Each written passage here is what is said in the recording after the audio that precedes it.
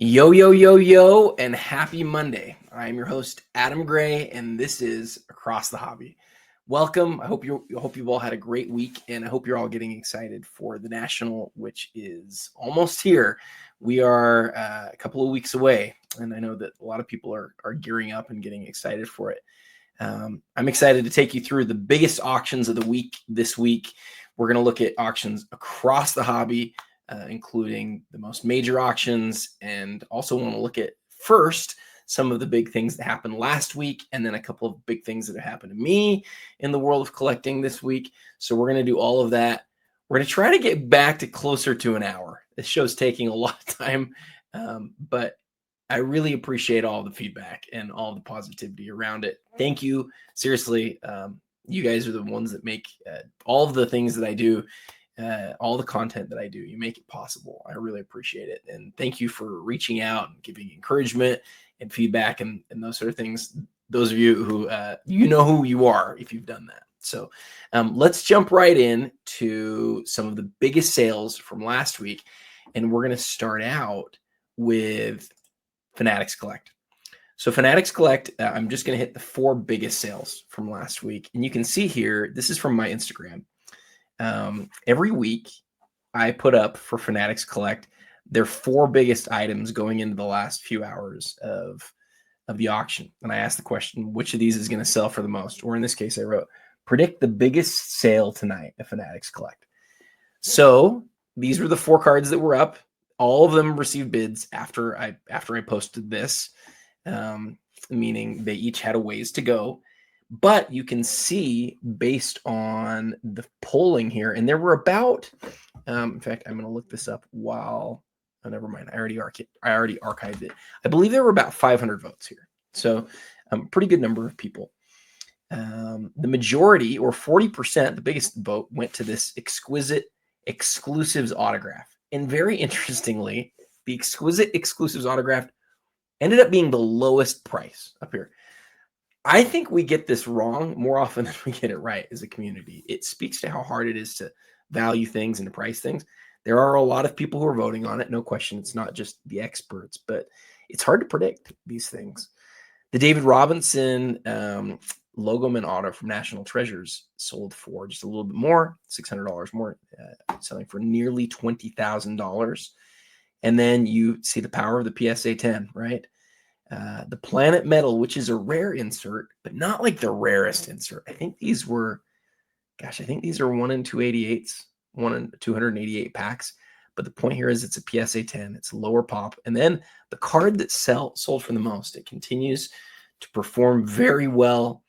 I've always loved it. It does feel to me like, wow, it is very expensive at this point. It sold for $30,600 at BGS 7.5. That is a fairly newly graded copy.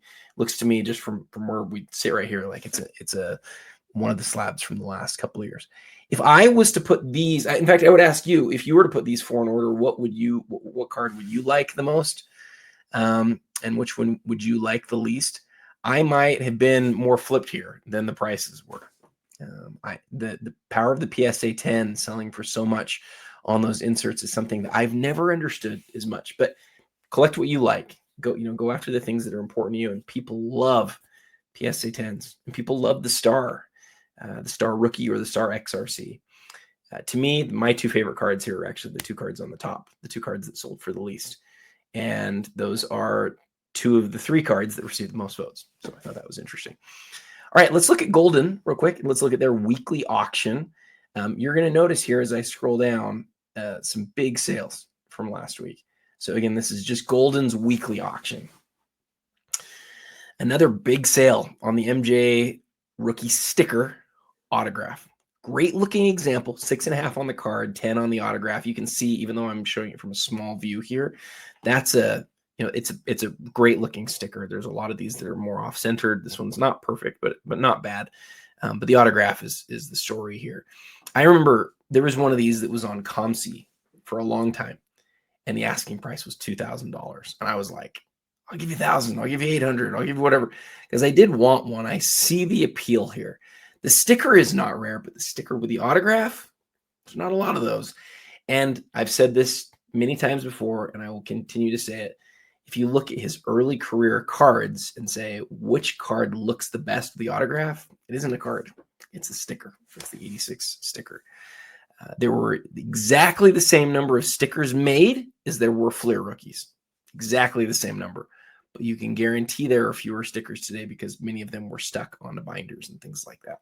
So the story for me, though, for Goldin for last week was this SGA flawless logo, man.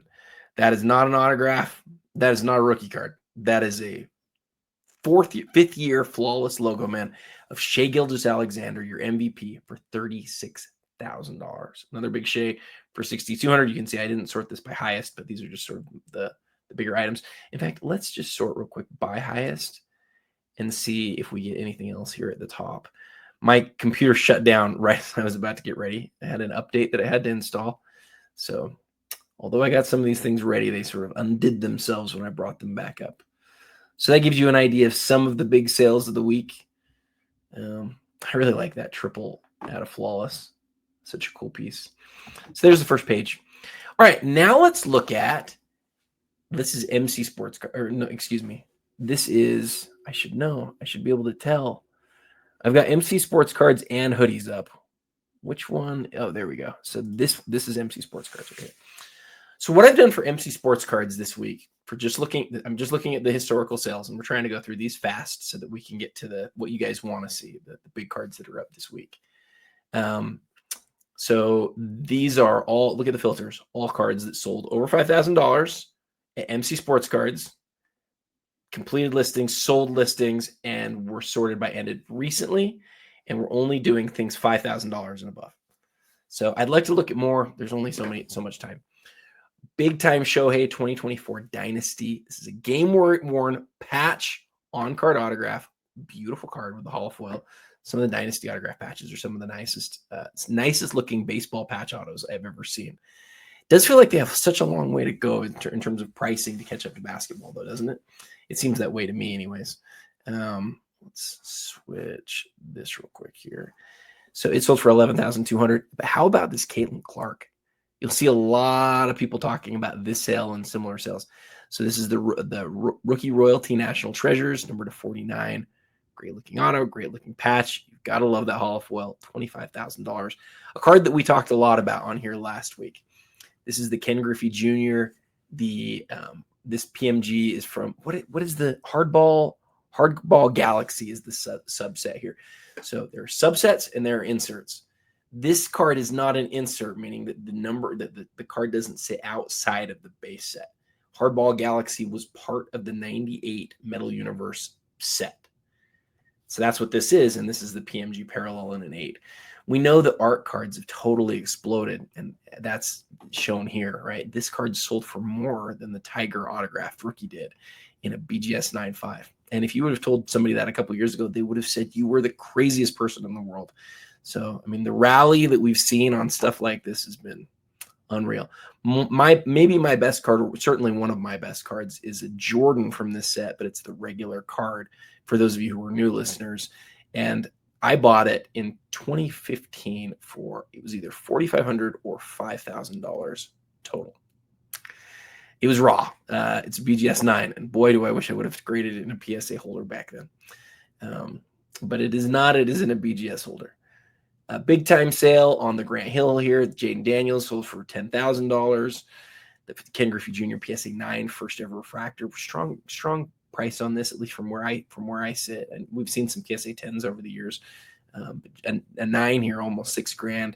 Shohei for $6,000. Gigi Jackson, was able to watch Gigi in the he played at the Utah Summer League, and boy, he's an impressive specimen. If he can put it together, I see why some of his stuff is selling for as well as it did. He didn't end up going high in the draft, but he was so highly touted out of high school. And if he can put it together, Memphis could have an absolute star in Gigi Jackson. Will he put it together is the question. And what we find out over and over again for a lot of those guys is it's unlikely. All right, that's it for the MC Sports Cards. Completed listings. Hoodies had their Hoodies high-end monthly auction. And so they actually have a large number of cards over 5,000. We're not going to take as much time on each of them individually because they had so many, but I want to highlight a few. We talked about the 3 big kabooms last week. You had the Jokic raw sell for $8,000. It's one of his 2 gold kabooms in existence, if I'm not mistaken. Jason Tatum, $10,100 for a PSA 10 from 2022, and the Mahomes from 2024 at $14,000. That's the vertical one. So come back up here. There's some more cards that we have to go through. The SGA rookie 2 out of 13 select, not the best known, 3 different variations in the base, I believe, in 2018. That may not be right from 2018. I might have misspoke there, but it's numbered out of 13. It's a PSA 10 rookie year card, $7,100. Check out this sticker auto of Jacob. I don't even know how to say his last name because I am not a baseball. I'm not a baseball prospects guy. Sorry, I'm not, guys. I'm going to acknowledge that. It's got a really cool looking autograph. And I think that's a patch in the Cream City cutout piece over here. I think that's what that looks like. The 1-of-1 sold for $5,000. Already mentioned both the gold kabooms. Big sale on the Brady. Big sale on the KD. We haven't seen a limited logos KD in a while, at least not one that I remember.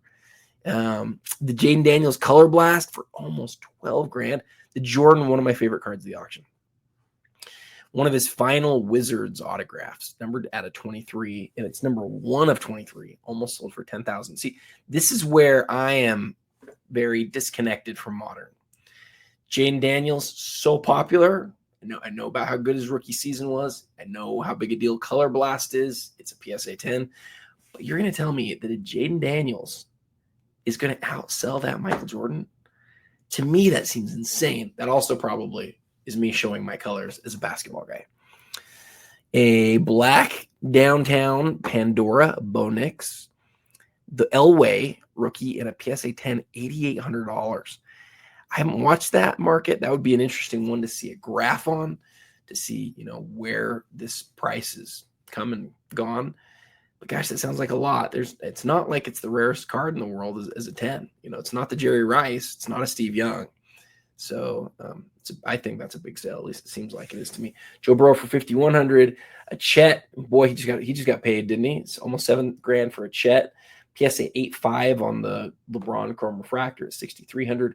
This really beautiful, illustrious Kobe. I actually think this is low. I do. It's numbered to 15. There's two 10-10s in existence. It's one of the final autographs that he ever signed. The Jordan autograph that we found out last week from Basic Upper Deck, $7,400. Huge Kobe patch auto here for $55,000. And that takes us to, that's the last week, right? So this sells from July 13th, and this one's from July 6th. So we've gone back over a week now. Was that about 20 cards that Hoodies did over $5,000 as part of their high-end auction? Got to give them a lot of credit. And then the biggest auction last week by a long shot. If you can't tell, by the way, I go left to right? So I started up here with my stories and Instagram because that was the Fanatics Collect review, then Goldin. Then we talked about Hoodie, and then we talked about MC Sports Cards and Hoodies, and now we're hitting Heritage. And then we'll get into my thoughts on Instagram, my sort of personal thoughts about different things that are happening right now. And then we'll talk about all of the auctions that are this week, right? So I'd like to be that by the 15 to 20 minute mark. I don't want to take too much time on these other things, but I think a lot of people are really interested to hear how things did. And the idea behind the show is if in an hour or two, I can walk you through everything that's happened in the last week and is happening this week, and then some other big things that are happening all in that time. I think it's a pretty valuable thing. And so what I see in the numbers is that you guys are liking it. I see the number of views isn't really increasing, but like there's so many people who are watching this video for like the whole way through, and a ton of people who are watching it halfway through or jumping around from here to there. And so it seems like you guys are liking it, but if you have feedback, please share. With that said, let's look at Heritage, because Heritage had a huge auction that ended this weekend. I'm going to skip through the vintage stuff a little bit, but I want to give you guys a taste. So let me, in fact, as I do that, let me scroll back up here. So you can see over here on the right, you can see the price, and then you can see the card right here, and I can highlight it and make it a little bit bigger to be helpful. I'm going to put my face over here so you can see the prices. So 1917, Ruth. This is, I believe, a blank back card. Yes, the 5 here is kind of a big deal. This is not just a Ruth from 1917. This is a great conditioned Ruth. I would always recommend checking the pop on that. This isn't a card that I know as much about as far as that goes, but it almost sold for $250,000. The story for me with Ruth is always this, and I would think about it this way: if you were getting into real like high end vintage baseball, Babe Ruth is like, that's the name, right? People will say, I think, it's Jackie, or I think it's Mantle. For me, it's Ruth is the most legendary name. I sound like I'm from the Sandlot on this. Heroes get remembered, legends never die, right?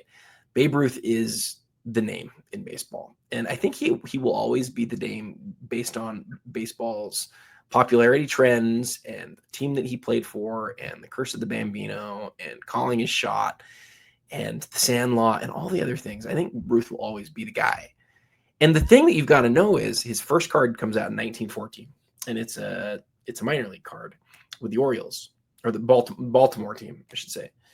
And then he has a team card in 1915, and then he has a few like one-off cards from 1916 through like the next few years. And this is one of the images that you see over and over again. Him pitching and him with the Red Sox. And you wish it had color. You wish it looked more like his later cards, his 33 Gaudy or his Sport Kings, because you love that color. But this is what they were making at the time. This is the Ruth in that way. So almost $250,000 on that. Big set right here that sold for almost the same, $170,000 on the Jackie. I think this one was projected by Heritage, because Heritage, one thing that they do that's different is they make an estimate on what their cards will sell for. I think the estimate on this one was $50,000.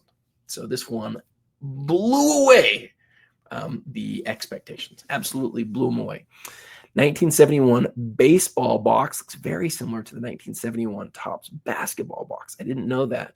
Gosh, guys, $120,000 on that. The Jordan SGC 10, much discussed card on this one. I believe it's the highest graded SGC card ever for Jordan, and the only one. $120,000 in 86 box for $112,000. I was really interested to see what this DiMaggio would do. This is an 8. There was also a 6 up and an autographed copy that was up that was a little bit rougher. And I wanted to see what would sell for more, the 6 or the autographed copy. This was definitely the story of the night for this card. The 6 ended up selling for more than the autographed copy by a lot. I like the autographed copy more. But it was pretty split on my poll on Instagram. So take that for what it's worth. Big Time Joe Jackson from 1917. Also blank back. Also SGC 5, $103,000.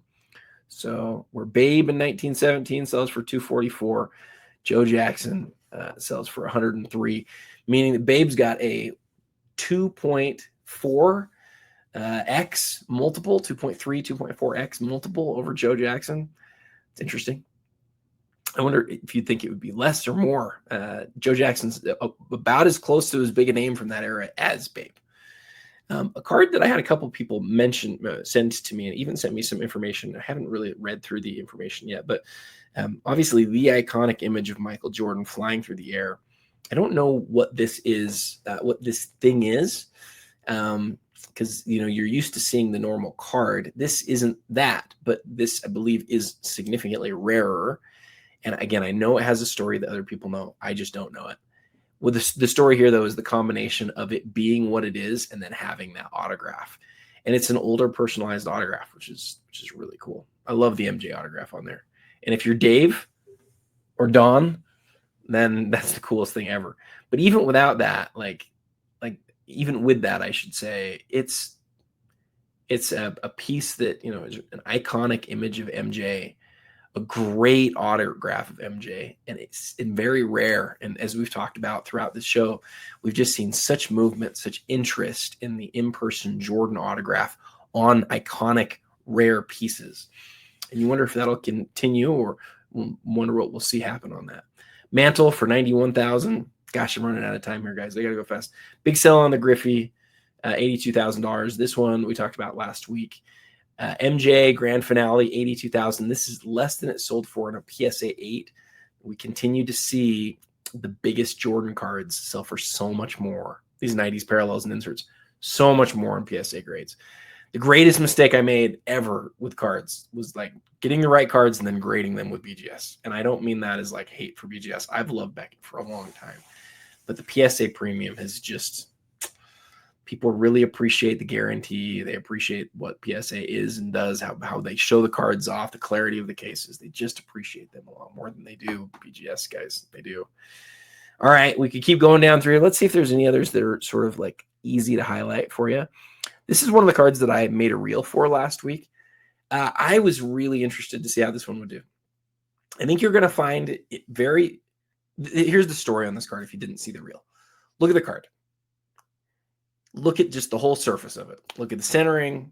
Look at the edges. Look at the corners. We could click into it closer. And ignore the slab. Just look at the card. It's one of the nicest mantles you'll ever see. It's fantastic. But if you zoom in, you will notice. In fact, let's do it because we're only going to get one chance to do this. So let's do it. If you look at the card right here, and this is why you love to see auction houses like. Oh, maybe I can't zoom in now. No, I can. You love to see this level of detail. So you can see here in this top, look at Mantle's face. Do you see the print dots like throughout the card? In the top left, you'll notice the print dots just go away, but not as it gets close to the black. This is somebody, there's somebody who took this card, was able to get a match on the color and colored in over here. I don't know, and you can see a little bit of white right here. I don't know if there was like a scratch or some really bad printing stuff going on, but at some point in the past, and I would guess it was a long time ago because this isn't the oldest SGC case. Well, actually, sorry, what does the back of it look like? Does it have the old hologram on it? I don't think it does. So this isn't like a first, this isn't like one of the first SGC holders. I don't believe. I believe that this is after the original ones that had like the hologram, gold hologram thing on the back. But it's been in this SGC holder for a long time. And, somebody before that, I don't know if it's 50 years ago or 60 years ago or 10 years ago, somebody applied that color. And boy, you wish you could go back and just say, don't do it. Because this card, that centering, everything about it is just glorious, and it's too bad that they did what they did to it.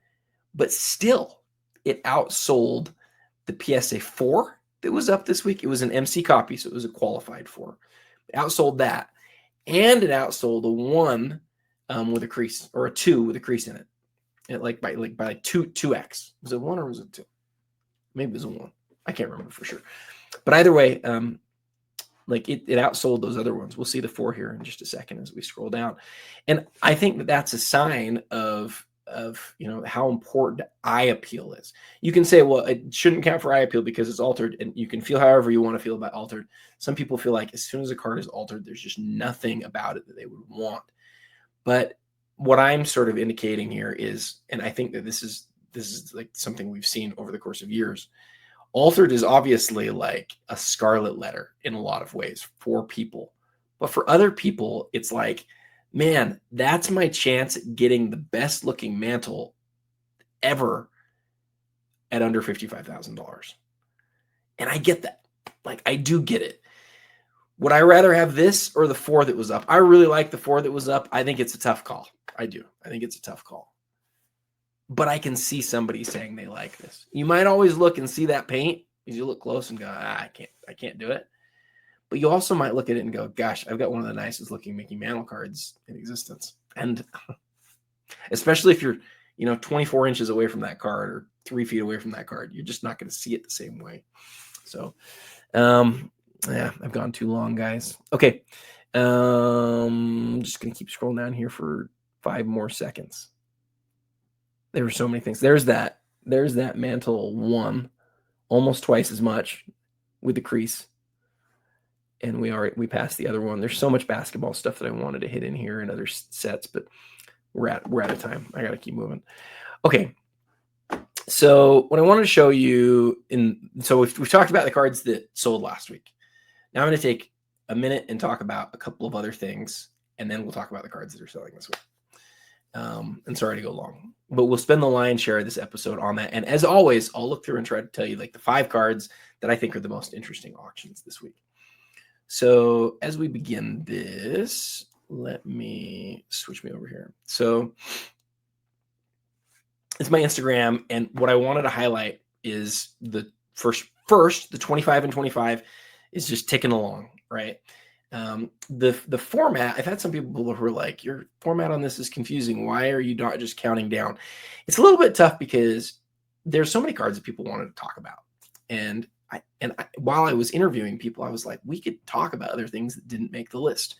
And so I'm doing a card that made the list and a card that didn't make the list. I don't know how long I'm going to do that for, but I wanted to do it for a little while.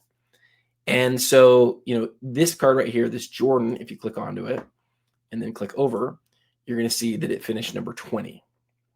Number 20, and you can read in the content, in the comments here about like the community had it number 20 and the experts had it number 14. This one is kind of interesting. The points, there's a lot of noise in the points, but in this case, the experts had it at 14, the community had it at 20. The total still ended up at 20. And that's possible because you could barely finish 14th. Like 14th and 20th actually could be pretty close together. So the average of 14 and 20 in this case ended up being a total of 20. And that's because there were points that were applied, but just know that the expert rank and the community rank each held 50% of the total. And when you take the 50% of the total and you put it together, in this case, that still yielded that the Jordan ended up number 20 overall. So the Jordan was 20. We also I talked with Nat about the LeBron Logoman auto from 2003 Ultimate. Really interesting conversation. The whole thing will come out here on YouTube in a little bit, probably in the next week or so. But I think you guys will really like that. And then before that, the last card that I actually hit on here was card number 21. It was the Mahomes Optic. And I think this really surprised some people. So we've gone through and we've done, 25 was the Jordan Limited logos, 24 was the Pujols, 23 was the LeBron, 22 was the Luka, 21 was the Mahomes Optic, and now Jordan here. And remember, this is not about value. This is not about, we're trying to take something that's inherently non-qualitative and make it qualitative. We're trying to say, is there a way we can rank iconic? Just simply Google the word iconic and see what Google says. Google talks about something that is representative of an era, is well-known, well-regarded. And as you look through that, and I'm not quoting it perfectly, but if you look through that, ask yourself, what are the iconic cards of the last 25 years of the hobby? And then we sent that poll out after we developed the crap out of that thing for weeks. We sent the poll or the survey out. We let the community take it. We let a group of experts take it. We're taking those two lists, blending them together, averaging them together so that the experts and the community are exactly the same value. And then we're counting it down. And it's so much fun. The conversations, I don't know. Let's see. I need to refresh this real quick. So I posted this like an hour ago. And in the last hour, we have, the number of comments. People love this type of content, guys. I think they love it because it's truly, the goal is to say, why does this matter? Why is it iconic? What do people think? There's also this thing that happens where there's we're having the whole community vote, right? And so I was talking to, who was I talking to about this? Actually, it was somebody really smart. I can't remember who it was. I asked somebody about how they thought about how we should rank something. Gosh, somebody messaged me on a hockey card. Oh, I do remember who it is. He might not want me to say his name, actually. So somebody really smart, somebody who I really like, messaged me about this hockey card. And he said, and he loves hockey. He's like, I don't think that card should have made the list. It didn't make the list. But he was just like, who did you choose as your experts for hockey? Because I hadn't chosen him. And I was like, listen, I get why you're asking this because you know hockey so well. But the goal of the experts was to choose people who have expertise across lots of different sports, several sports. So if you know hockey, that's great, but I want you to know baseball and football as well, or tennis or something. And so The experts all have a grasp of several different sports. And if you were a specialist and you don't know those other sports, then we just didn't include you, right? As an expert, you could still vote in the community. But one thing that's come out of this that's really interesting is that people who are experts in their specific thing will really know something well, but the community doesn't. And since we're asking people about the whole thing, like the whole of the hobby, for something to be iconic, it needs to be, seen that way throughout the whole hobby. So where my friend said what he said about the hockey card, and I said, listen, I didn't choose hockey experts to be on the expert list. I chose people who know about lots of sports. Like Jeremy Lee knows about a lot of different sports. He's also a hockey expert. So he was a perfect person to have do this. Right. And there's like, of the group of 40, there's, I don't know, 5 or 6 guys who collect hockey who are in that group. But figuring out a top 25 in the last 25 years, guys, it is next to impossible because of how many different iconic cards there are. So anyway, so this guy who I was talking to, I'll just put a bow on this. He's like, you know what? In a lot of ways, I think guys that aren't experts, like who don't really know a specific sport, he's like, they may not be the best determiners. The whole of the community might be. And I looked at him and I was like, yes, that's how I feel. I think now that we've done this a couple times, there is a case to be made that the community vote is the best vote. Just rank it over across the whole community. And the reason why we can't just do the whole community, at least I'm letting you guys see way behind, all the details here. But if you just do the community, and then you get a bunch of people who are like, hey, let's just vote for this one card, or let's do something strange here so that we can try to elevate something. There's nothing that you can do to sort of counteract that. If we ask the experts, hey, take this survey and we're going to make your votes public, then they need to be very careful about it. And that brings some average to that. And the law of large numbers, I think, helps us there. That was the theory that we had. I think it works really well. But if you're not following, I hope you will follow along, and I think you'll really enjoy it. That was number 20, posted it today. Again, lots of good conversation in here. I like an hour and a half, 2 hours ago, and it's just got tons of interest on it right now. The other thing that I want to show you guys, so I teased it here on the show last week. I picked up one of the biggest cards in my whole life. And it's this card. I don't have it in my hand right now. I'd love to show it to you, but it wouldn't be a great view anyways. So the Steph 2014 Eminence tag autograph. I would argue that it's probably the second or third best card from the whole 2014 Eminence set. There is the My Larry Bird 1/1, and then there's the card that I think is the best card of the product, pretty clearly a card that I owned 10 years ago and then sold it because I'm an idiot.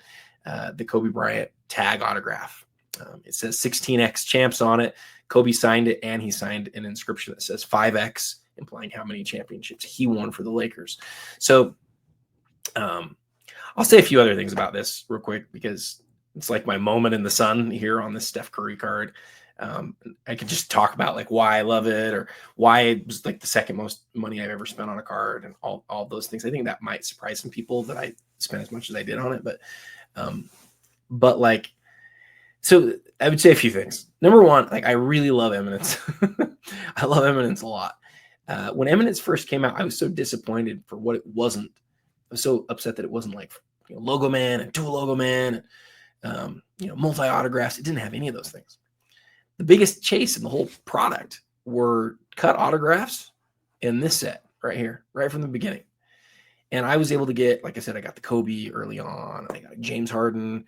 I got a Tony Parker. But what I realized really early on, I was early to this, I got this part right, was that some tags are really cool and some tags really aren't. Tags are on every jersey where a team or a franchise has won championships, right?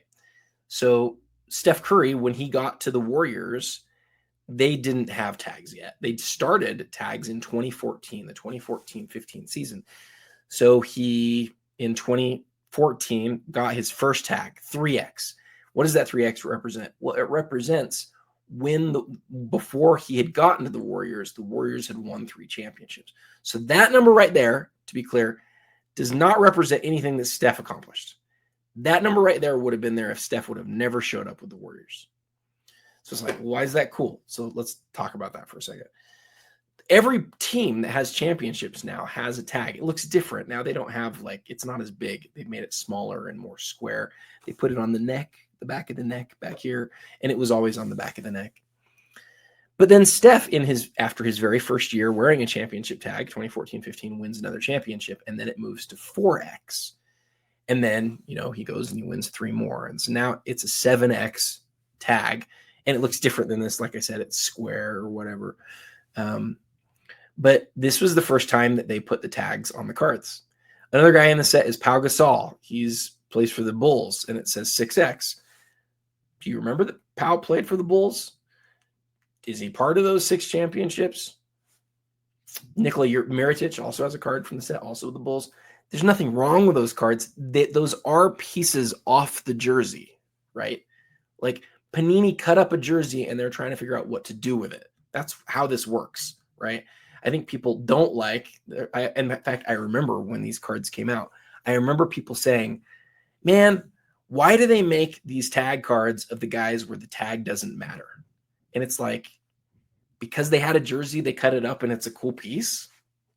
Like, it doesn't have to matter. For some guys, it doesn't matter. It matters for Steph. The other tag that I have, the other tag auto that I have in my collection is the Dwayne Wade, which I would argue is one of the very best tag autos, period. And the reason why is that Wade was part of all 3 of those championships. There was never a championship won by the Heat before or after than those 3 for Dwayne Wade. And so his first time he has a tag auto, I went out there and I got it. I talked about, I'm always like super transparent about these things, right? Like I talked about it on my podcast. It's like, man, I would love to get that card. And then one day I had the chance to trade a Yao Ming card for that and something else. And I was like, I have to get it. I just have to because I love that Wade card. I love what it represents. For Steph, the connection's not as clear. It's not. But it's Steph. It's not Wade. And Wade's great. He's probably the 3rd best shooting guard of all time. I always say that about Dwayne Wade, right? Like, he's just amazing. Steph's revolutionary, though, right? Like, Steph changed the game. So the Steph card is a better card than the Wade, but okay, I'm taking too long on this. I could talk about this card for days, guys. The 3X to me matters because he only had 1 year wearing it. All right, he only had 1. The number 3 and Steph, obviously they're synonymous, right? That's the greatest 3-point shooter of all time. And as much as you'd like for them to remember what the tag represents, right? I think no matter what number you get on a Steph tag, none of them are going to stand out as like, oh, that's what happened there. That's what that is, until the community's educated enough. Because I think some people are going to look at this and they're going to say, oh, he got that after his 3rd championship. And it's like, no, he got it before his first championship because it doesn't represent Steph. It represents his team, his franchise. And he's been with the Warriors for all these years. I hope he retires as a Warrior. I don't think he will. I think there's a good chance he goes somewhere else for a bit because a lot of hope rests on Jimmy Butler. And the moment that Jimmy can't do it and they're out of ammunition and Steph is still in a spot where he could go win championships, I mean, I think there's a good chance he'll leave. But I hope he doesn't because he's so important to those 7 championships. I also love the idea that like somebody might be insane enough to try to get a 3X, a 4X, a 5, a 6, and a 7. I think that'd be incredible. This is the only one that he has from before he won a championship. This is his first one. It's autographed. It's number 2. I could talk all day about it. The last thing I'll say is I remember when it was pulled. I watched it pulled out of the pack. Old friend from Blowout, Matt, opened his pack via like a break. They opened it for him, but it was a personal box. And this was the very first pack of Eminence that was ever opened. This card came out. And I looked at it and I was like, gosh, I got to try to get that. And I started talking to Matt. I ended up getting his number. We've texted for 10 years. And finally, after 10 years, I got him to say yes. I paid a lot and traded a lot, and it's going to be painful. It hurts like a lot. There's some good stuff that's going out, but I had to do it. And then, and the fact that it's out there, that the poll's live. I remember the guy who opened it, he was like, man, this is probably going to pay for the box. And I was just like, as he said that, I was like, it's one of the biggest cards of the product. I sure hope it pays for the box. And 10 years later, maybe I'm crazy, but I think it's one of the best cards that came out. Okay. Enough on that. We're 40 minutes in and we haven't even gotten into the big cards of the week. I hope you guys have enjoyed that. Please, any feedback, appreciate it. Let's talk now about the biggest cards of the week. This week, we're going to go through MC Sports Cards, Hoodies. We're going to hit Alt briefly. We're going to talk about Fanatics weekly. I'm even going to hit Fanatics Premiere for just a sec, even though it's not till the week after. Just to give you guys a little taste. We're going to hit the Goldin weekly. We're going to hit Card Hobby, and then we're going to talk about what the 5 biggest cards of the week are. So with all that said, I'm going to get out of all this stuff because we don't need to be in this stuff anymore. This stuff is done. So we're going to start on MC Sports Cards. MC, as usual, just has a ton of great stuff up this week, guys. Just a ton. We're starting out with 2 big baseball cards. I remember when we started to see cards that have featured lots of different patches or lots of different game-used pieces. And I think the market hasn't been as favorable to those in the long term. But what I will tell you is this card right here out of Top Sterling, this 1/1 Jackson Merrill, that's a beautiful card. Not all of these cards where you get like multi-patches are created equal, and some people maybe have just written them off, but that is really nice. The refractor, the autograph, a lot of times shiny stuff with game use doesn't work. This card works. It's beautiful. Keontae George plays for my hometown Jazz. Here's what I'll tell you about Keontae George. That's not true. David Locke from the Utah Jazz. He's the radio guy. He does a daily podcast, and his Locked On podcast network is like one of the biggest sports podcast networks in the world now. He's the guy who started that. David Locke, Locked On podcasts. David was talking recently about his Utah Jazz players who he thinks are most likely to pop and really turn into something. And you probably don't follow the Jazz. Most people don't. The Jazz have so many young guys that are interesting. We're talking about Kyle Filipowski, last year's 2nd-round pick, who like in the summer league is completely dominated multiple 30-point games, just is offensively really impressive.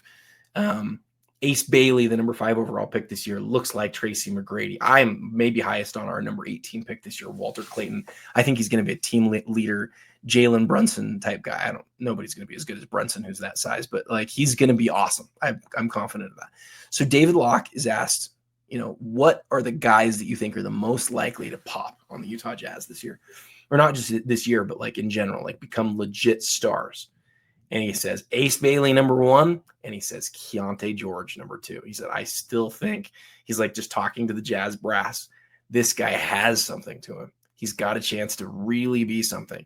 And when you hear him talk and you see like his presence on the court, there is something there. I mean, he can get to the free throw line like Shea. Like he just goes to the free throw line over and over and over again. You wonder if the Jazz like actually try to win this year. They actually put the young guys out there and see them develop. If Keontae isn't like the guy who's always doing everything, if he gets more efficient shots and he's able to really turn into something. So with all that said, this is a wonderful card because it's got the rookie logo on the corner. Because it's flawless, it is a game-used RPA. It's off the Jazz Note ball. You can see where the patch is from with the autograph, number to 10. It's a fantastic card. I just wonder who Keontae is going to be. I do. I just wonder where Keontae is going to be. Not sure how a dollar card got in here to the same night as the big stuff, but you can see it does not say it's an MC Monday card. A huge Koulibaly. We just talked about this for Keontae. Koulibaly, one of the most promising players from the 2023 class. Interestingly, I thought, wait a second. Was Koulibaly the same year? Koulibaly was just before, yeah. Koulibaly, I think, was like 8th or 9th. So forgive me. I'm just having a brain cramp here. Okay, let's keep going. Wow. Cool stuff here. And this isn't like a game-used piece or anything, but Flawless number to 3. This is the bronze. So people never like the word bronze, but this is a cool card. Flawless base card, parallel. This is the bronze, numbered to 3, with that logo there. Again, it's not going to be game used or anything like that. But in fact, let's look at that. Let's see what that says on the back about that logo. I'm interested to see what that says. Big Luka, love the recognition here of the rookie of the rookie of the year award. Great spot for the autograph. Nice Steph autograph. We continue to see these manga cards explode. Again, the art cards are the thing of this era. It's crazy to me how much people love art cards.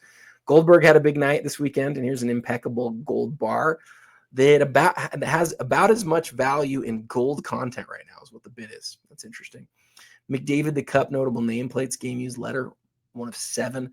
Big Brady rookie insert out of 199, a card that people don't think about, but it is a rookie insert. Big ticket for Brady. Oh, I love this Namath. This Namath will be one of my big cards of the week. Oh gosh, this is probably my favorite card of the week at MC. We're gonna highlight that here in a second. Talk about it. That's a cool card. It's a really cool card. If you're a football fan, especially a vintage football fan, you're gonna want to hear that. Okay, some non-sports stuff. Big Verstappen. Wow, this Johnny Unitas autograph. Look at his signature there. That's beautiful. Some really cool vintage football autographs this week, guys. Another awesome Namath, another awesome Brown. These are PSA 10s. Somebody, I'm telling you, I could be wrong. Looks to me like somebody's selling out of like an elite level vintage football autograph collection. When I say vintage football, I mean guys that played a long time ago. These are all early sets. Look, 01 SP Authentic, 01 SP Authentic. Same thing here. Let's get back to the Namath from 99 retro. I'll bet you this is the same seller almost. You don't see cards like this sell that often. And these are these all PSA 10s? Gosh, are they numbered to 25 too? They are. These are going to pop tonight. This is not a 10. This is an 8. Gosh, that's pretty. Look at that autograph on Unitas there. Again, signed 24 years ago. Fi's a football collector, man. I'll tell you what. That's awesome. Okay, we're gonna look at those in a little bit, though. We haven't even gone through. I gotta be faster than this, though, guys. I am so slow right now. An unbelievable patch on the Mike Trout. I wish I could take more time, but I've exhausted my time here.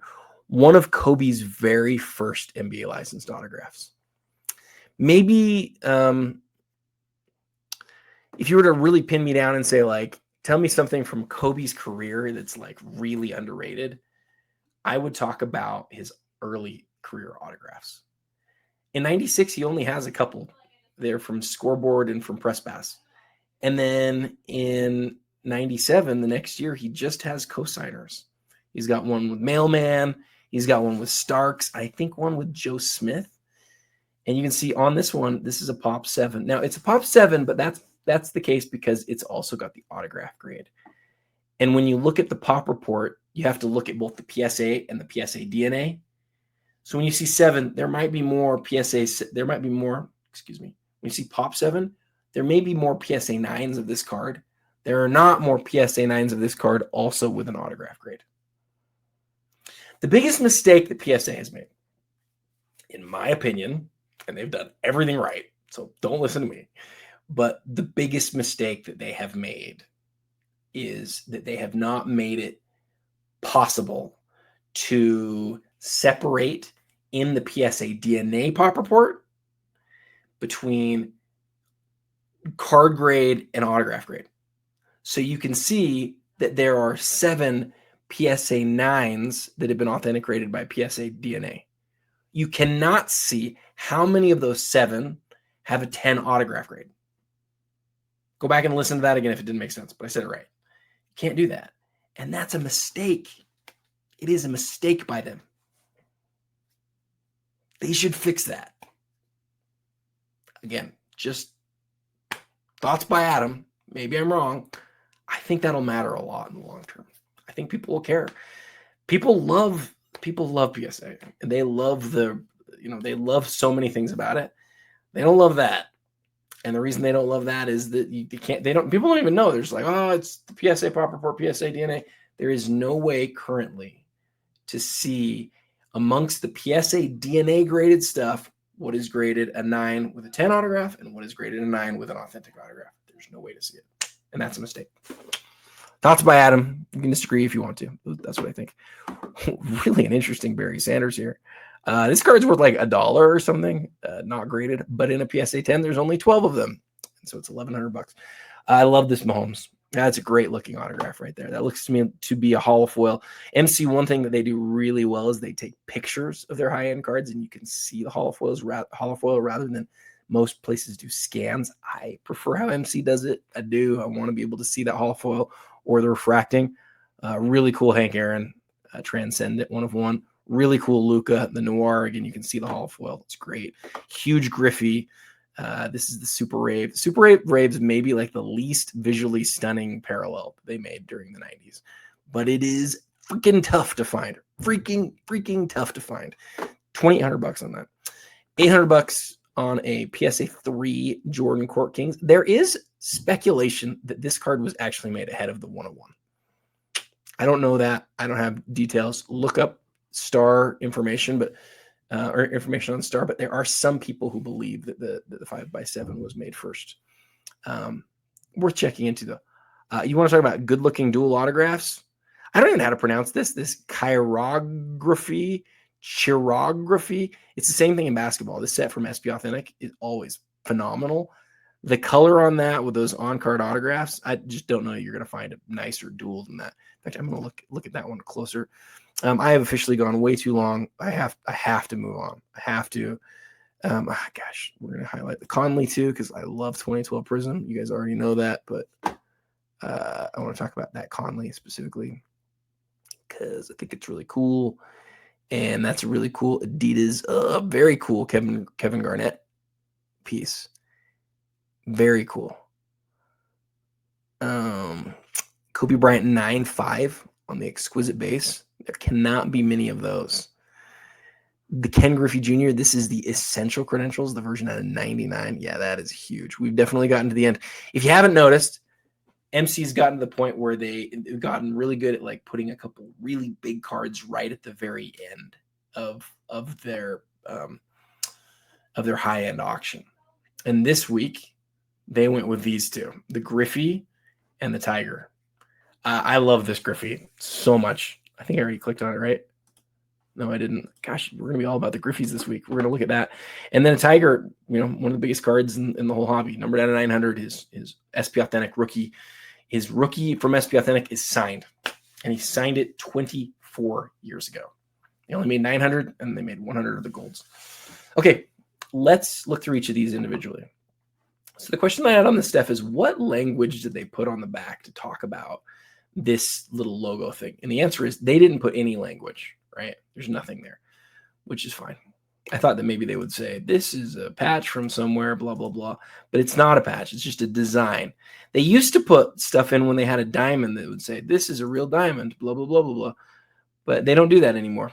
Looks like there's no language about the diamond. There is just a recognition of an accomplishment of Steph. To me, the story here, though, is that it's a base card. It is a subset. It'll be the 75 subset. And it's the bronze parallel out of 3. And rare Steph stuff is tough. Rare stuff. I'm not gonna say it again.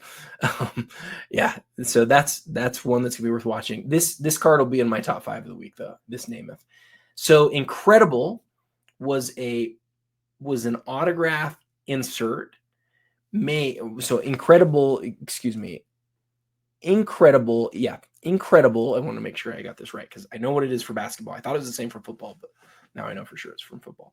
So let me start before this. So in 99, this era, you had 2 big legendary sets, legends type sets that the Upper Deck put out. One was called Retro and one was called Incredible. One was called Retro, one was called Legends. Let me start over. In 1999, Upper Deck made 2 sets with retired players. One was called Legends and one was called Retro. Retro made autographs called Incredible. Legends made the Epic Signatures. The Epic Signatures are more white. The images of the players aren't even like really colorful.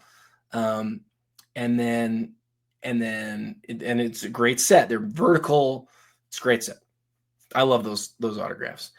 The Incredibles, though, had something to them that the retros didn't really have.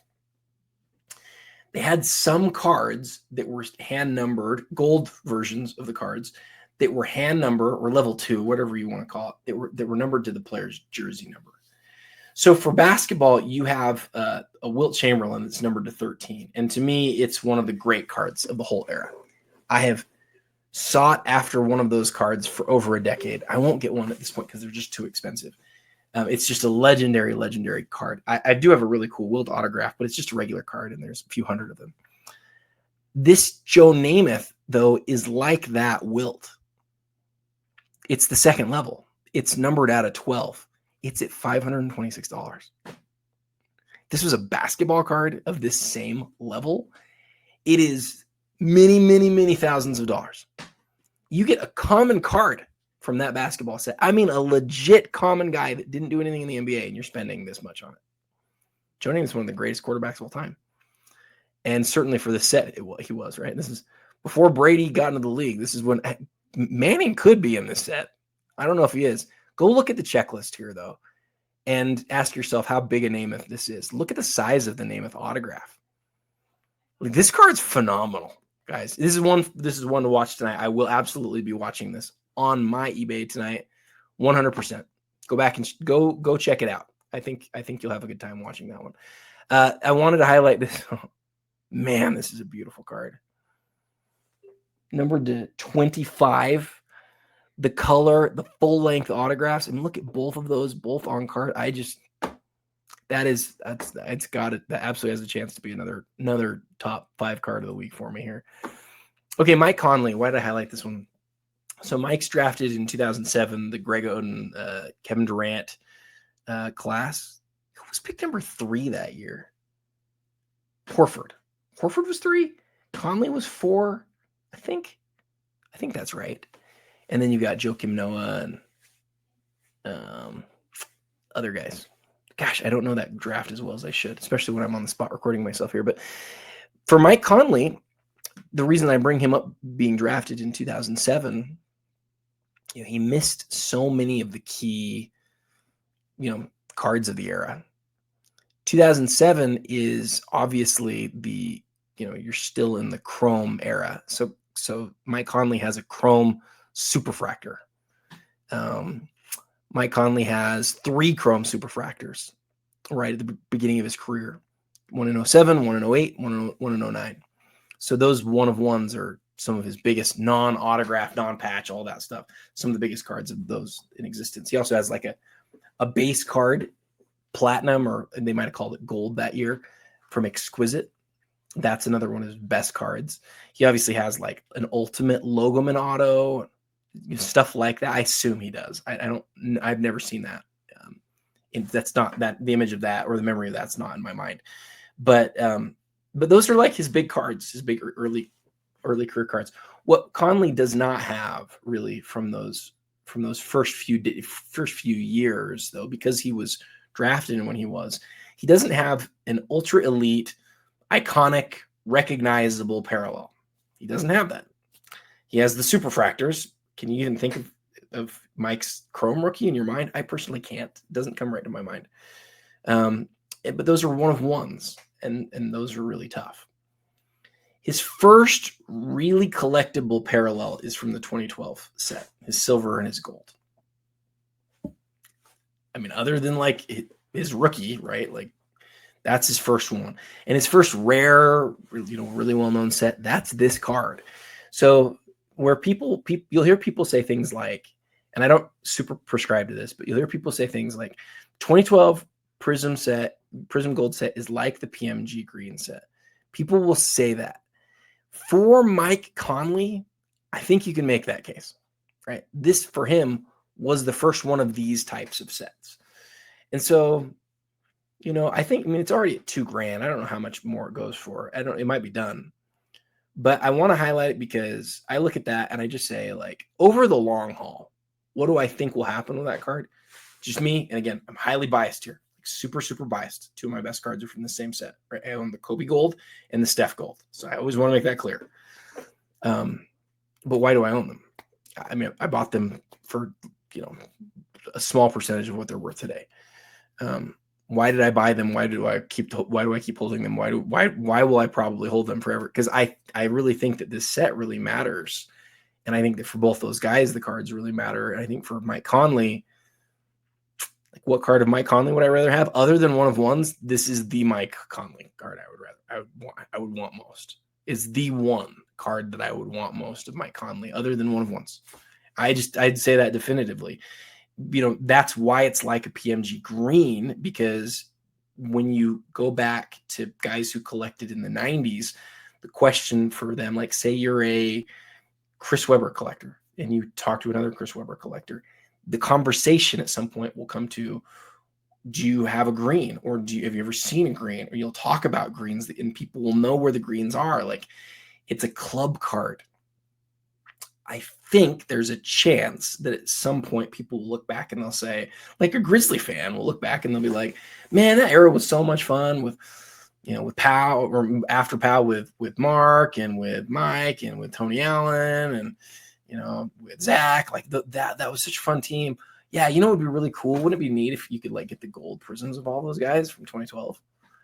Like, I think that'll happen. I think people will be like, I want to own the best Mike Conley collection. Where do I start? Oh, the 2012 gold.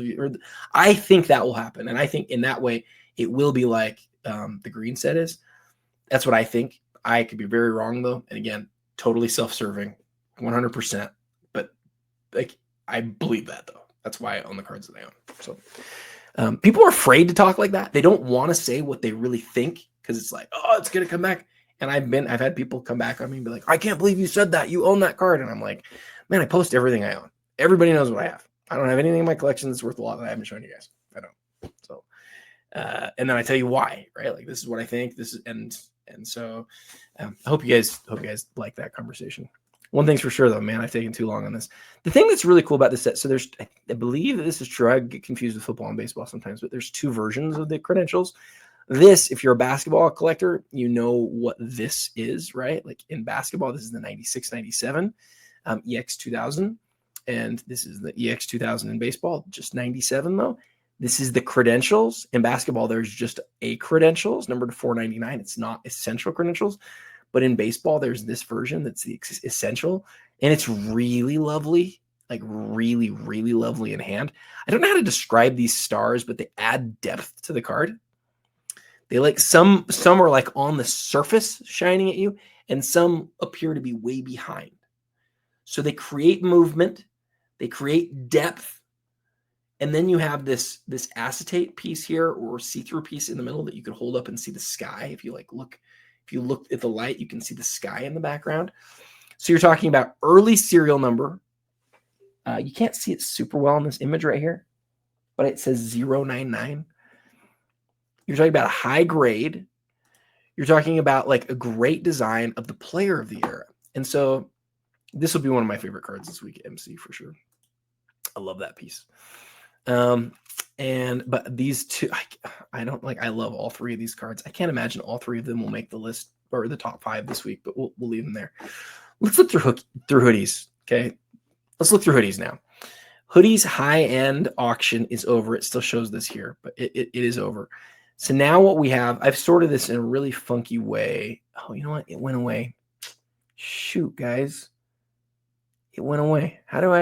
It took me a while to figure this out, actually. So if you click advanced and you click buy seller, and then you click only show items and you go hoodies collectibles. And then when you get to here, you go minimum. Oh, sorry, I'm going to click. The reason I needed to do that is I don't think you can get to sold items from the other view. You have to do what I just did to get to sold items. And so when you do that, now you're in sold items, and you do a minimum of $5,000 to a maximum of whatever, and then hit the arrow here. and then sort by, oh, we already did this, the sold listings. Oh my goodness. I'm losing my mind. I'm flipping losing my mind. We already did that. Guys, forgive me for that. I really am losing my mind. So forgive me for that. Let's come back here. We're not going to look at the buy it now items. We're only going to look at the auctions, and we're going to sort from high to low. Forgive me for that. We're going to start off with 2 big non-sports cards. We're going to skip those because that is not what the show is for. And then we get an OPT Lemieux PSA 9, a Johnston Cookies Aaron rookie card made the same year as his Topps card, PSA 4, a finest UEFA club, the man Lamine Yamal rookie, PSA 10. Some big stuff this week. And then a gem Kobe Bryant Slam Funk. So they've got 5 cards right here that are already at $1,000. But the card of the week for me, I just glanced through before we started. The card of the week for me is this one. And I got to tell you guys why. Okay, so I love this Buzelis. Over the last few years, Prism has done some things where their regular rookie just doesn't appear as nice. Sometimes the Deca is the nicer looking version. I like the profile. I want to see the player well. And this Buzelis does this perfectly. Now, I don't think that this will sell for as much as the regular Prism Gold does. I don't. But Buzelis is maybe, how do I say this? Chicago's like one of those franchises that people love, and it's always, something that people focus on. Buzelis is maybe the only thing that Chicago has going for it right now, at least from a public perspective.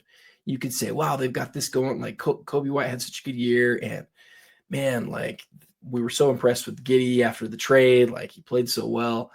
But Buzelis is young. They've got him on this, low contract, rookie contract for a number of years, and really was one of the best rookies last season. I wanted my Jazz to take him. My Jazz did not take him. My Jazz took Cody Williams, who was an abomination last year. I would trade Cody Williams and a pick so fast for Buzelis. Make your head spin.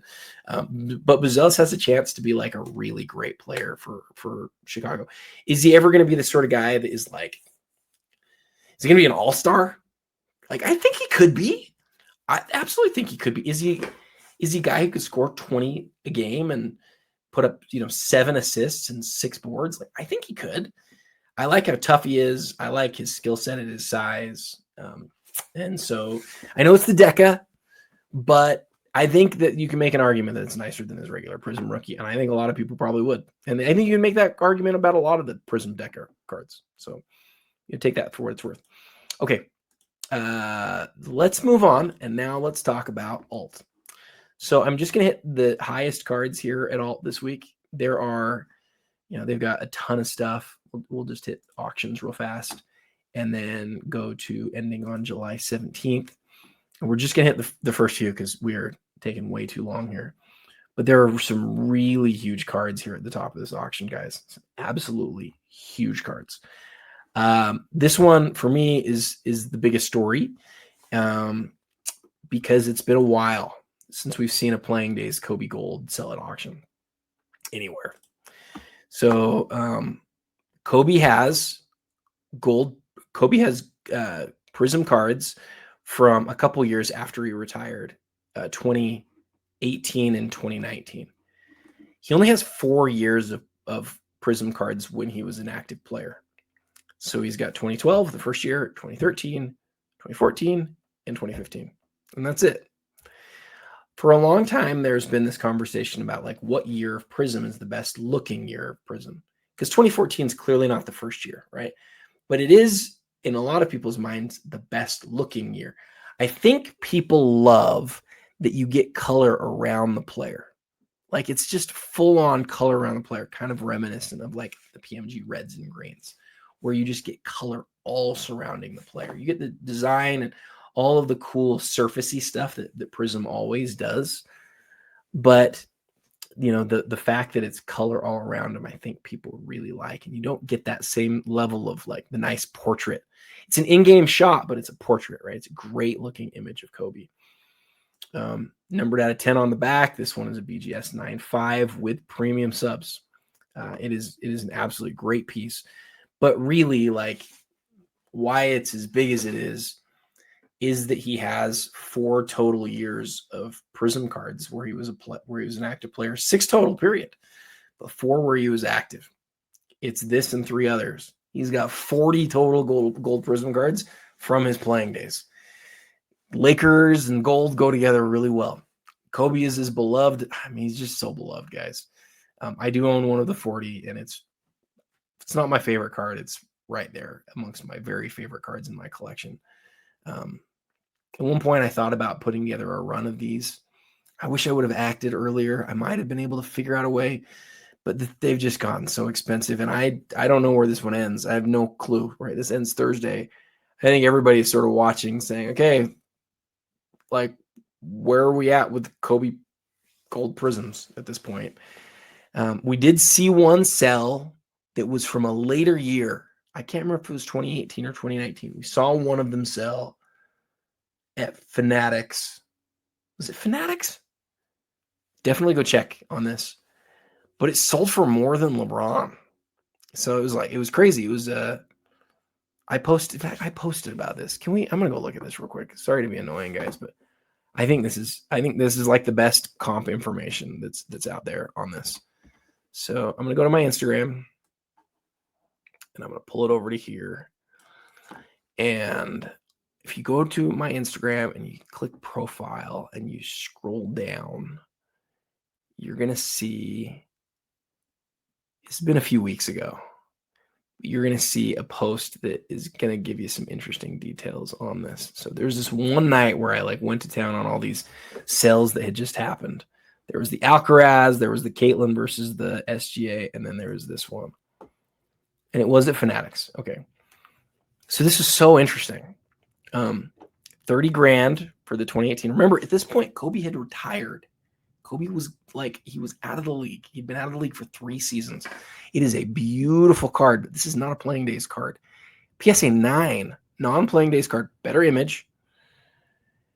LeBron, obviously playing days. He's still playing. He's been playing forever. PSA 10, sold for less. This is really surprising to me because I've always thought LeBron's ahead of Kobe. But I think that there's also some collectors are getting more nuanced. And seeing the first Kobe gold prism sell in a long time for $30,000, I think was eye-opening. So why does this help us? Because I use the word comp. Well, comp does not necessarily mean this is what the other one's going to sell for. This was a PSA 9, this one's a BGS 9.5. No, that's not what I'm saying. This card is way better than this card is for Kobe. I would say it's way better. In my opinion, it's not even close because of the aesthetics, because of the grade, most of all because of the year. The year on this card is so much better. The fact that he only has those 40, you have to at least sort of tell a story here. It's not playing days. There's some caveat. There is no caveat to this thing. Whoa, there goes my microphone. Hope my microphone's still on. It'd be bad if it's not. I don't know how to tell that. I should probably know how to tell that, but mute.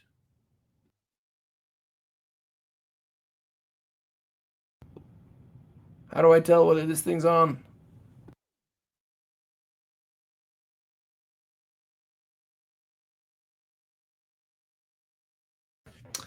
Sorry about that. I just realized when I'm in this app, I can't see whether it's recording from here. There's a button that if you accidentally hit it, it just turns everything off. And so I need to figure out a way to do that. But forgive me for that. So I sort of hit the points that I wanted to on this. It'll be a fun one to watch this week for sure. This is the one that I'll be watching closely at all this week. I will not be bidding on this card. After the stuff, I can't. But not that I'm required to tell you guys that sort of thing. But I won't be going after this week. I'd like to, but I can't. So, and then there's it's not just that, right? Huge Mahomes. This is the Red Power Prism, number 49, BGS 9.5, just a huge piece. One of the best Herbert cards in the world. This is the crossover NFL Shield rookie card.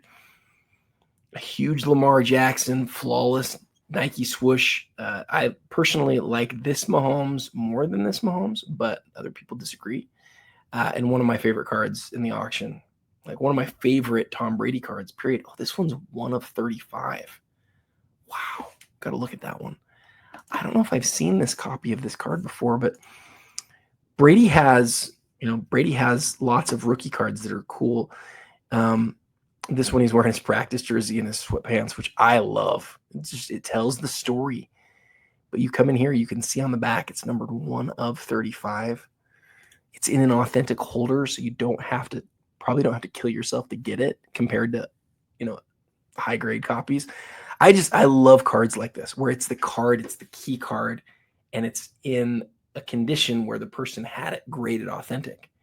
Now, if you're a big condition guy, log into PSA's website, type in that number, and then go really dive in and figure out what's wrong with the card, because they provide really good scans, and figure out what you can, what you can possibly know about it. But man, that is a huge Tom Brady. I love that piece.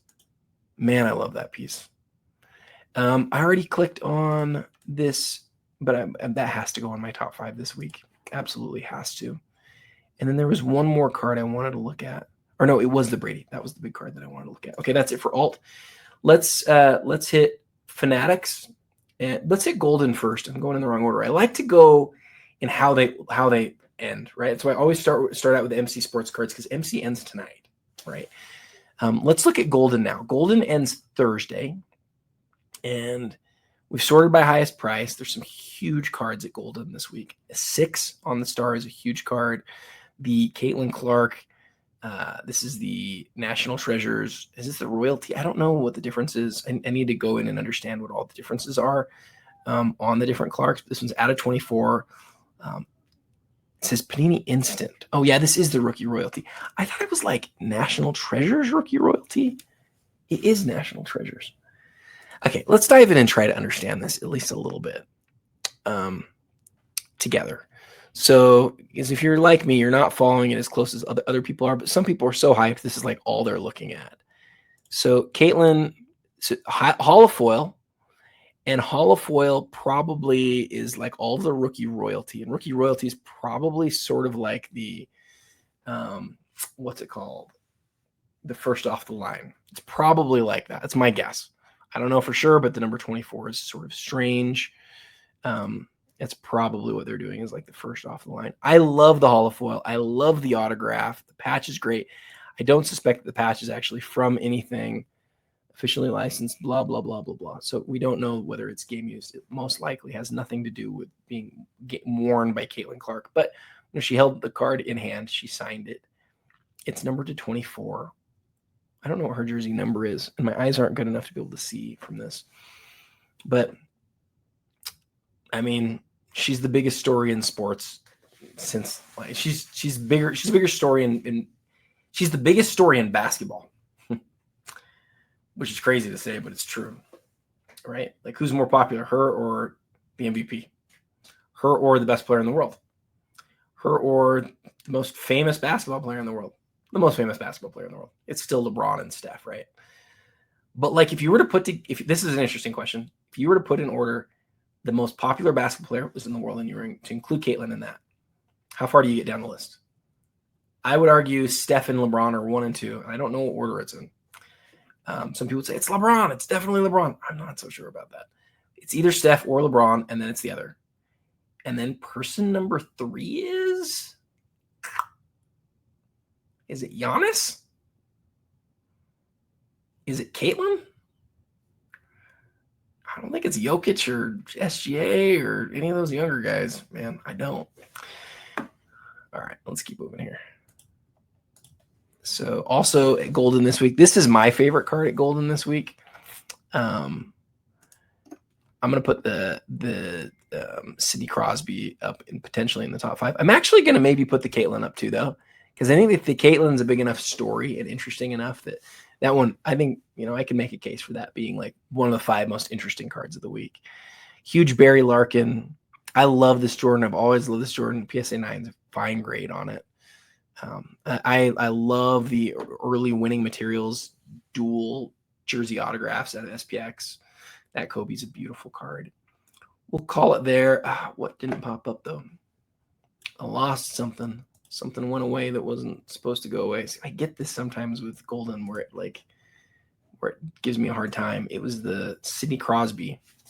I want to look at this card with you guys. I hope I get the chance to. I hope it comes through this time. Let's scroll down and see if there's. Darn. I would just say we can't see it because the website's not working the right way. But I would just say on the SID for the 25 and 25, hockey was incredibly difficult because I would argue, and I've made the argument, that hockey's problem for the first 25 years of the 2000s in terms of the 25 and 25 is that there are all of these cards. There's 6 cards that are very known, very iconic, especially for the world of hockey collectors, but none of them stands out as the clear winner. So you've got Young Guns, and you've got the Cup, and then you've got the 3 big players, right? McDavid, Crosby, Ovechkin. There's 6 cards. Which one's the most iconic? If I ask 6 different hockey collectors, there's a realistic chance I'm going to get 6 different answers, and that's a problem. So I said to myself, though, hockey has to have representation on this list, and this is the card I chose, the Crosby. The Crosby, the Cup rookie. But this isn't just the Crosby, the Cup rookie. This is the jersey numbered parallel, right? This card's numbered at 87. You can see he signed the number 87 there. And you love the rainbow foil. You love the nice patch. The autograph looks great. The color on the autograph looks good. I don't know if it looks perfect. I would like to see the card closer up. You know that I could not do that. I tried, but I could not do that. So we're going to put that over there. And now we're going to hit the Fanatics Weekly. And we're going to hit 2 different views of it. I want to look at the auction by featured and the auction by highest listed or highest price. Sorry. Manning, 25 out of 25, the Super Rave rookie, really an interesting piece. It's a pop 1 of 1, 3 graded higher. I said earlier, and unfortunately this is true, the Thunder brand was so innovative in so many different ways, especially for a low-end brand. It has a lot of things going for it. The thing that I would argue that it got wrong is that its toughest parallels are just so darn simple. On this card, you can see the Thunder logo down here, as well as the name. Both have this sort of shiny stuff on it. Is not on the base card, and it's cool. But it's not enough to look at and be like, oh, like that's movement behind it. It's not a Rubies. It's not a Credentials. It's not a PMG. And that, so the positive spin on this is this. If you want a Manning rookie from a key brand that is truly a rookie parallel that you never see, like ever, that sells for way less than the ones that have like all the crazy stuff on it, that's even made by Fleer Skybox.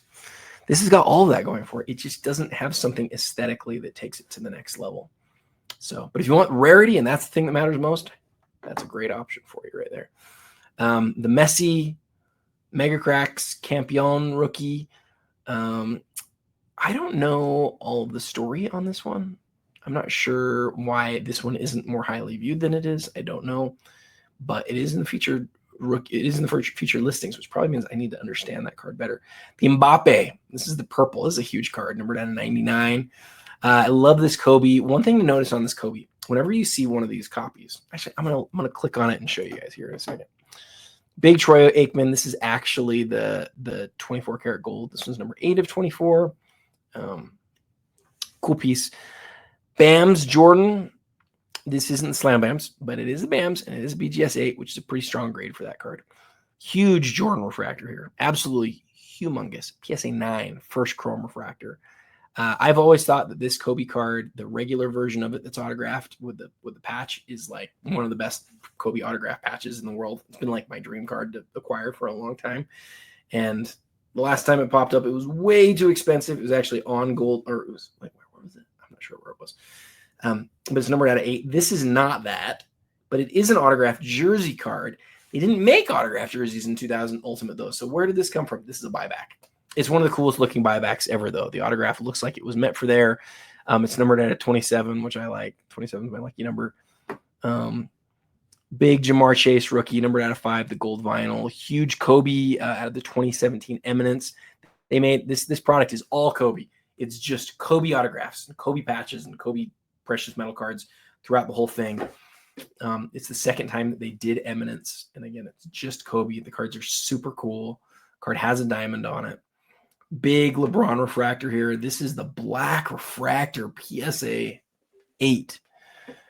The story is not the PSA 8. The story is that it's a black refractor of LeBron. I've owned a version of this. I do think it's one of the best looking years of Finest ever. That's why I owned it. I like the little thing up here that's the top of the key. The great photography, the way that he sits in front of that. And that this is the black, and you know what black means today. Obviously, black for Topps back in 2005 did not mean it was a 1 of 1. But LeBron is down right now. He is. He's down. So many cards like this are not, what they were a couple of years ago. And at least I say he's down. He feels down to me. I haven't looked at anything numeric that has shown me that. But it feels like his stuff is not, people aren't asking for it as much. And I think that's to be expected. The days of really, thinking that he's going to win another championship or speculating on whether he will, those days are largely over, I think. So, but with that said, for me, this would be the time to buy LeBron, maybe for the next few years. So that's the first page. If we just look at featured, now let's look at the highest items. Highest priced items. We have another Jordan Star sitting at the top, just like last week. This one's a PSA 4, and it's still the highest in the auction. How about that? PSA 10 on the maximum metal. It was such a big insert back in 1996. A Contenders cracked ice of Caitlin Clark. Autographs on card. I will tell you, I've told you guys 100 times, the cracked ice Contenders autographs are some of the best looking cards I've ever seen. That's still in its original holder, it looks like to me. Babe Ruth PSA 3 Gaudy. A Kobe PSA 8 on the high voltage.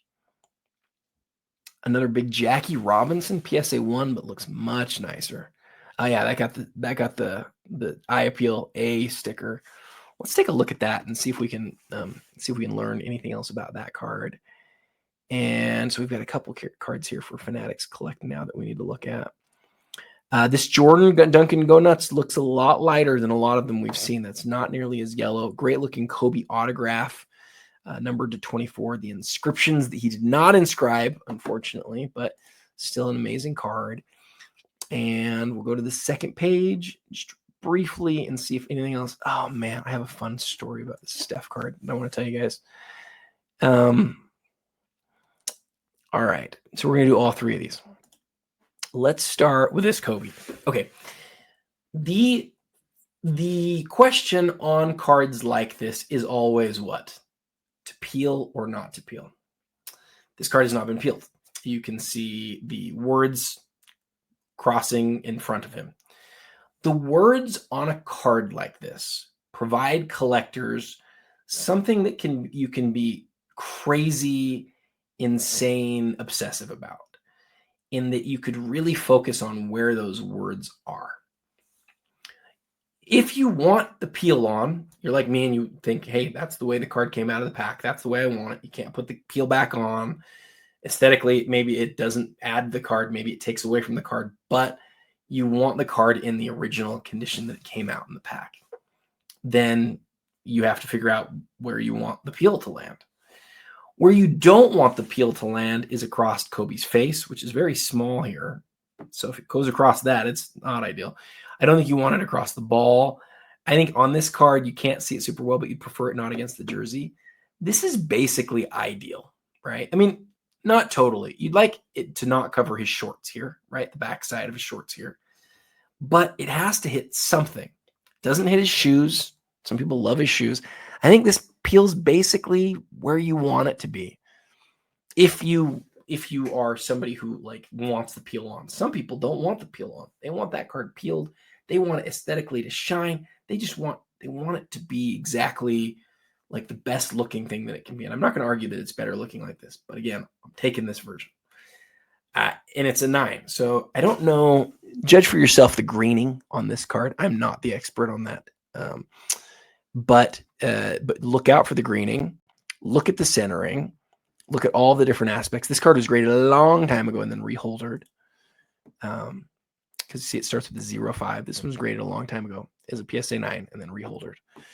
So very cool Kobe. So this Jackie Robinson graded a 1. But you can see that Fanatics is given at the top 30%, and it is not hard to see why. Like 401. Honestly, I'm surprised it's only a top 30. Like, this looks amazing for a 1.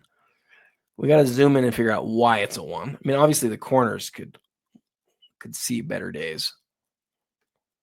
Looks like we got a crease coming through here right across the top of Jackie's hat. The corner here is real bad. This is like a little dark spot here. I mean, these corners are like, especially that one is somebody picked their teeth with that one or something. But and then the back, oh, you got some nice staining on this thing. I mean, this is a fantastic card. I love this card. I do. For a 1, that will not sell what an average Jackie 1 will sell for. It won't. You should watch it. Definitely watch it and tell me if I'm wrong. Okay, so the story on this, Steph.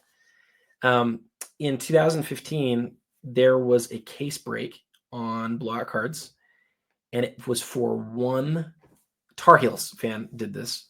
I can't remember exactly his name, but he's a great guy, Tar Heels fan. And he did a case break of Eminence and Flawless together. So he opened one of each, and it was done by player, and each spot was like so inexpensive. It's ridiculous to think of this now, but I think it was like $20 a player or something, $40 a player, something really small. And if you entered the break, then you could buy spots from players after the random happened. This was, I don't break. I don't open cards ever. This probably was the last time I did a break. In fact, I think this probably was, I'm almost certain this is the last time I did a break. So Tar Heel fan or Tar Heel collector said, enter this break. We're opening 1 box of Flawless and 1 box of Eminence. Maybe it was 2 boxes of Flawless, like a case of each. Because Flawless is 2 boxes in a case and Eminence was just 1 box in a case. And he said, open this and, we'll open this together. And, they sold out all of the spots in the break and it was awesome. Well, after I sold them, I got super creative in trying to connect with people who had the guys that I wanted. And one of the guys that I wanted was Steph. I wanted Steph's spot. I wanted Steph's spot. I wanted Kobe's spot. I wanted LeBron's spot. I can't remember everybody who I got. But in the Eminence case, there was a Tony Parker championship tag autograph that came out that I ended up buying later on. It was those are the first championship tag autographs ever. It was numbered out of 2, and it said 5X champs on it, and Tony was part of 4 of those. And that was the big card out of the Eminence box. But out of Flawless, there was a Kobe Emerald base card and this Steph card. And I had bought from other people the rights to cards from those spots. And I said, if we get anything that's over X number of dollars, then I'll give you half or something like that. I don't remember the exact details. But because I got this Steph, I don't remember how it worked. I ended up with the Steph. The Steph was like going to be my card. And then Jeff, the guy who was running it, Tar Heels fan, was like, Jeff somehow had acquired a Rodney Hood card that I really wanted. And I was like, hey, I'll trade you this Steph for the Rodney Hood. This is a straight up true story. You can ask him about it. And he's like, all right, I'll do that. And I got this Rodney Hood National Treasures card. I think it was numbered to 5. Maybe it wasn't. Maybe it was another one of the cards. And I gave him this Steph Curry card. And every time I see this Steph card since then, I was looking at it and I go, you are the world's biggest idiot. Because I'm going to tell you, as far as USA autograph cards go, that is the nicest set that was ever made. Nobody has ever made a nicer USA autograph set than 2014 Flawless. It's wonderful. It is a beautiful, beautiful card. It's holofoil. It's lovely. And who knows? That could be even the same copy. I'm not sure. There might be a couple different variations, like a red, white, and blue. And it may even be that I got a different variation, honestly. I can't remember. I only had it for a second. I'm not even sure Jeff actually ever sent it to me. I don't even remember now, but boy, that's a trade I want to do over on. How bad was that? Okay, so that's it for Fanatics. I wanted to cover the premiere.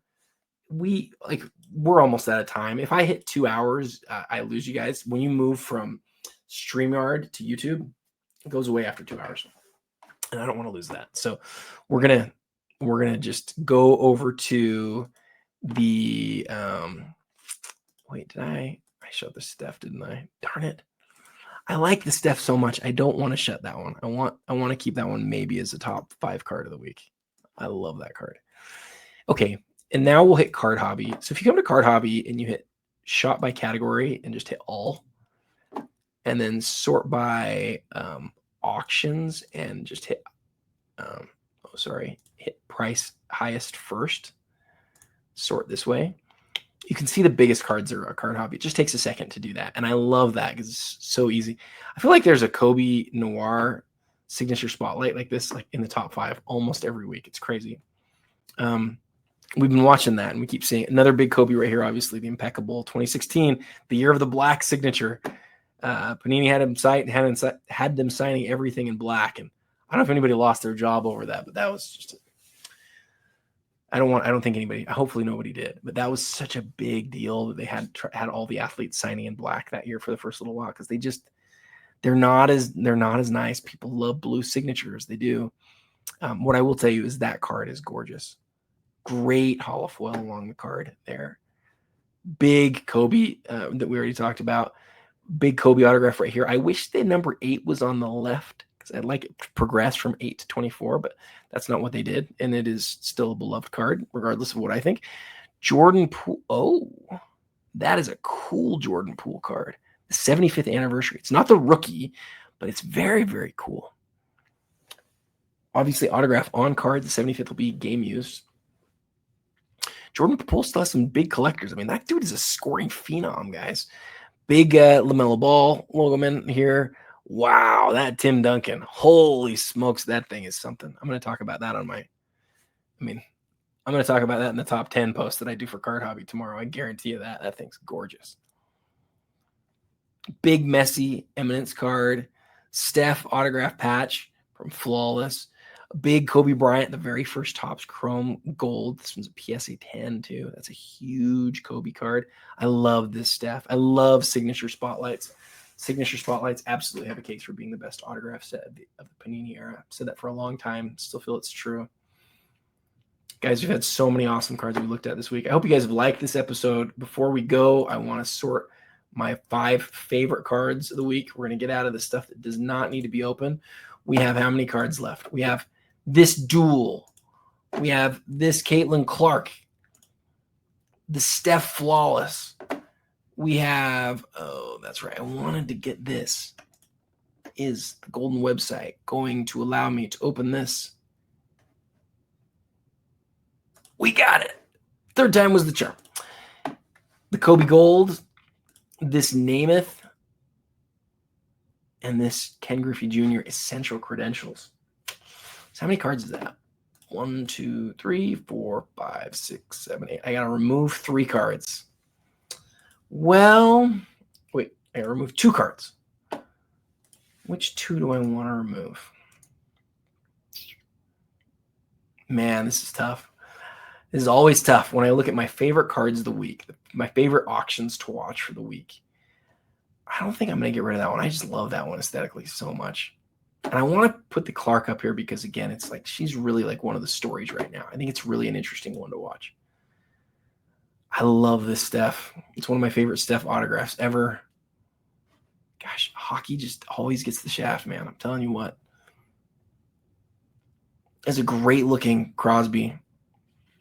I don't want to get rid of that one. I'm going to get rid of this Griffey because I have to get rid of one of the 2.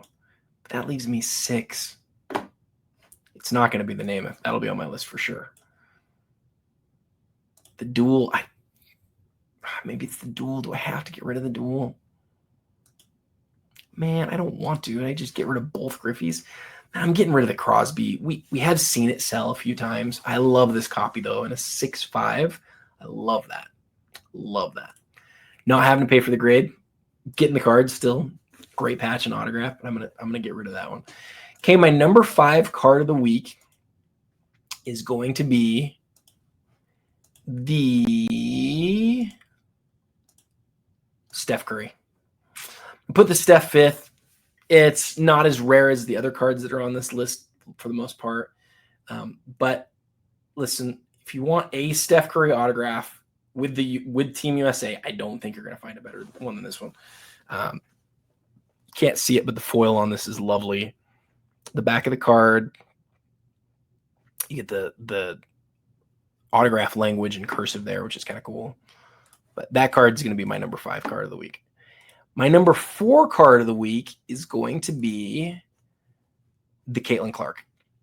The story of the hobby right now. I do love the holofoil. We will see other versions that aren't holofoil. This will be my favorite looking. It just looks so much better in person. My number 3 card of the week is going to be this duel, the Jeter-Griffey duel. From their playing days, right at the end of Griffey's career, I believe he played till 2009, I think. I might be wrong about that. Double check to make sure it's playing days. Either way, though, aesthetically is what does this one for me. The card's getting close to 20 years old, which is kind of crazy. Griffey was with the Reds almost 20 years ago. Younger Derek Jeter, definitely 2 of the most collected players from any era, and 2 of the best autographs in existence, and one of the best looking autograph sets out there. So that's going to be my number 3 card of the week. And we're going to put the Kobe number 2. I love, to be frank, I'd be much more likely to buy the Kobe than the Namath, but I love this Joe Namath. I love this era of Upper Deck cards so much. I think that they're so underappreciated, and I think finding autographs that look like that one, that are as rare as that one, that are of that players that are as notable as Joe Namath. Like, I know it's sitting at $631 right now. I don't collect football, but the equivalent to this in basketball to me is it's like one of the best cards. Like, you just don't see those cards ever hit auction. I'm sure you see it more for football because I think there's just less true collectors in football. There are. So, but the Kobe, I mean, aesthetically, everything about I love it. So that is it, guys. That is it. If you have ever considered sharing the show with somebody, please do. I have the reviews of the show have been fantastic. It just takes a long time, right? Like, I spent an hour and 43 minutes here today doing this. I kind of have to do a lot of this stuff anyways to prepare for my week. But if you like the show and you have enjoyed watching today and any other days, would you please consider sharing it? Please please subscribe, please do all of those things. They make a big difference. I hope you enjoyed it, though. Let the auction houses know that you enjoy it too. But no, seriously, appreciate you guys, and I hope you guys have a great week. If you win any big auctions, let me know. If you have any thoughts about which card is your favorite from this week, put it down in the comments. And until next time, happy collecting.